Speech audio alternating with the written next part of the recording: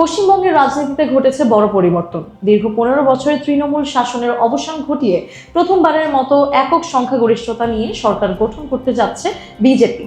আর এই রাজনৈতিক পালাবদল ঘিরেই বাংলাদেশে নতুন করে আলোচনায় উঠে এসেছে বহুদিনের অমীমাংসিত তিস্তা পানি বন্টন চুক্তি।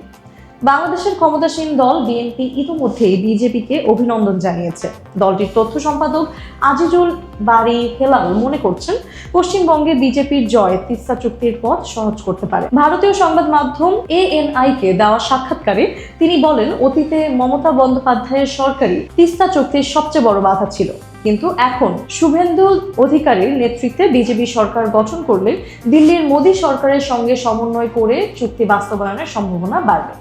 তিস্তা নদীর পানি বন্টন নিয়ে বাংলাদেশ ও ভারতের বিরোধ নতুন নয়। 4 দশকেরও বেশি সময় ধরে এটি দুই দেশের অন্যতম গুরুত্বপূর্ণ অমীমাংসিত ইস্যু। বিশেষ করে শুষ্ক মৌসুমে বাংলাদেশ অভিযোগ করে আসছে, ভারত পর্যাপ্ত পানি ছেড়ে দেয় না, ফলে দেশের উত্তরাঞ্চলের কৃষি জীবিকা ও পরিবেশ মারাত্মকভাবে ক্ষতিগ্রস্ত হয়।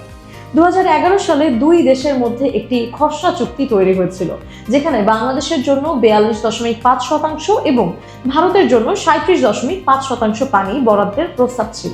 কিন্তু পশ্চিমবঙ্গের তৎকালীন মুখ্যমন্ত্রী মমতা বন্দ্যোপাধ্যায় সেই চুক্তির বিরোধিতা করেন। আর ভারতের সংবিধান অনুযায়ী পানির বিষয়ে রাজ্যের মতামত গুরুত্বপূর্ণ হওয়ায় চুক্তিটি আর আলোর মুখ দেখেনি। এখন প্রশ্ন উঠেছে, পশ্চিমবঙ্গে সরকার পরিবর্তনের পর কি তবে তিস্তা চুক্তির জট খুলবে?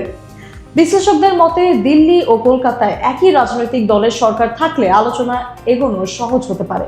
তবে বাস্তবে চুক্তি কতটা দ্রুত সম্ভব হবে সেটি এখন দেখার বিষয়। তবে এ কথা নিশ্চিত, পশ্চিমবঙ্গের এই রাজনৈতিক পরিবর্তন শুধু ভারতের রাজনীতিতেই নয়, বাংলাদেশ ভারত সম্পর্কেও নতুন সমীকরণ তৈরি করেছে।